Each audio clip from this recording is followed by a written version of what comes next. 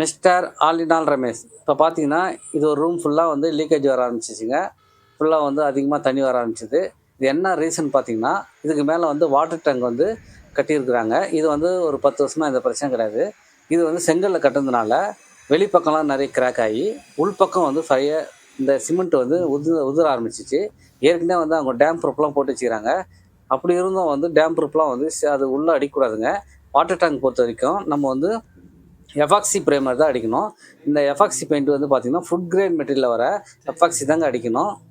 அதுக்காக நாங்கள் என்ன பண்ணியிருந்தோம்னா, ஃபஸ்ட்டு வந்து இந்த செவரில் இருக்கிற டஸ்ட்லாம் ஃபஸ்ட்டு க்ளீன் பண்ணிவிட்டு, அதுக்கப்புறம் வந்து நாங்கள் வந்து நல்லா தேய்ச்சி எடுத்து ஃபுல்லாக வந்து க்ளீன் பண்ணிவிட்டு நார் வச்சு தேய்ச்சி தகடு வச்சு சுத்தமாக அந்த பெயிண்டில் ஊற்றிட்டு அதுக்கப்புறம் நாங்கள் வந்து எஃபாக்சி அடிப்போங்க. இது எப்படி அடிக்கிறோம் வாங்க வீடியோ போய் பார்க்கலாம். ஃபஸ்ட்டு வந்து ஃபுல்லாக வந்து க்ளீன் பண்ணியிருந்தாங்க. ஸ்டெப் பையாக நாங்கள் சொல்கிறோம் பாருங்கள்.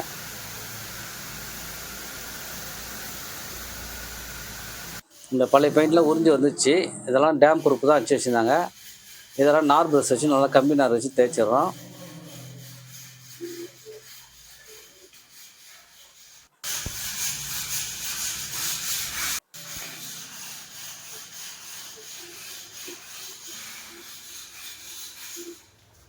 பாருங்கள், இதெல்லாம் வந்து நிறைய கொஞ்சம் மண்ணெல்லாம் கொஞ்சம் கொட்ட ஆரம்பிச்சிச்சு.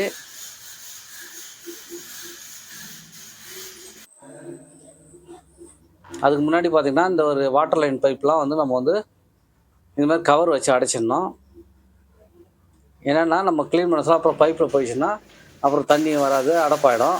அதனால் ஃபஸ்ட்டு அதெல்லாம் அடைச்சிட்டு இது மாதிரி தகுடு வச்சு பழைய பெயிண்ட்லாம் சுரண்டி சூப்பராக எடுத்துருந்தாங்க. எடுத்துகிட்டு ப்ரெஷர் மிஷின் வச்சு நம்ம வந்து க்ளீன் பண்ணிடுறோம்.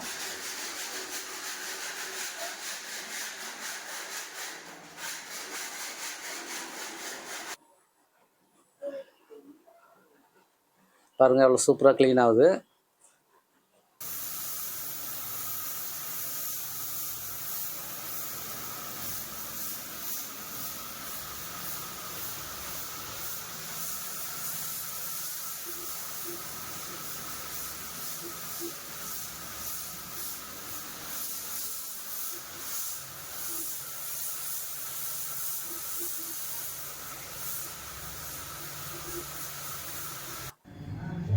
இது வந்து பார்த்திங்கன்னா பூஸ்டிக்கில் வர மாஸ்டர் சீல். அதாவது வந்து பார்த்திங்கன்னா இது வந்து எஃபாக்சி வந்து ப்ரைமருங்கிறது. இந்த கோட்டிங் வந்து நம்ம பண்ணிட்டோம்னா அடுத்தது வந்து நம்ம வந்து இதே பூஸ்டிக்கில் வர வாட்டர் ப்ரூஃப் எஃபாக்சி பெயிண்ட்டுங்கிறது. அந்த பெயிண்ட் வந்து ப்ளூ கலரில் வரும். நம்ம அதை அடித்தோம்னா நீச்சல் குளத்துக்கெலாம் அது அடிக்க வேண்டிய ஒரு பெயிண்ட்டுங்க. Food material. இது அடிச்சோம்னா ஒன்ஸ் தாங்க, எந்த லீக்கேஜ் எதுவுமே வராது. நெக்ஸ்ட்டு வீடியோவில் வந்து நான் அதை காட்டுறேங்க. இப்போ வந்து பார்த்திங்கன்னா அதுக்கு முதல் தளவாக இந்தமாரி நம்ம வந்து வாட்டர் ப்ரைமர், அதாவது வந்து எஃபாக்சி ப்ரைமர் வந்து இந்த மாஸ்டர் சீலில் வருது. இதை வந்து 2 பெயிண்ட்டு கொடுப்பாங்க. அதை வந்து ஏபியும் பார்ட் பியும் 2 கலந்து நம்ம வந்து இந்தமாரி ப்ரைமரை வந்து அப்ளை பண்ணிடணும். இது என்னன்னா எதுக்குன்னா, இது அடிச்சிட்டோம்னா அந்த ப்ளூ அடிக்கிறது வந்து நல்லா பாண்டிங் நல்லா பிடிக்குங்க. அதனால் இது ஒரு பாண்டிங் ஏஜெண்ட்டாக செயல்படும். அதனால் இந்த பெயிண்ட் வந்து நம்ம எப்போயுமே வாட்டர் டேங்க்கு டைரெக்டாக ப்ளூ அடிக்கக்கூடாது. இந்த மாதிரி வாட்டர் எஃபாக்சி ப்ரைமர் அடிச்சுட்டு அதே கம்பெனியில் வர பூஸ்டிக் வந்து நம்ம வாங்கி பண்ணணும். அடுத்த வீடியோவில் வந்து நான் போடுறேன் பாருங்கள் அது எப்படி பண்ணுறோன்னு. அது என்ன அளவில் கலக்கணும்னு எல்லாமே தகவலை சொல்கிறேன். ஃபஸ்ட்டு அடிக்கிறது வந்து நல்லா நீட்டாக வச்சுருந்தாங்க. இது வந்து பார்த்திங்கன்னா வாலு ஃப்ளோர் எல்லாமே வச்சிடுறோம்.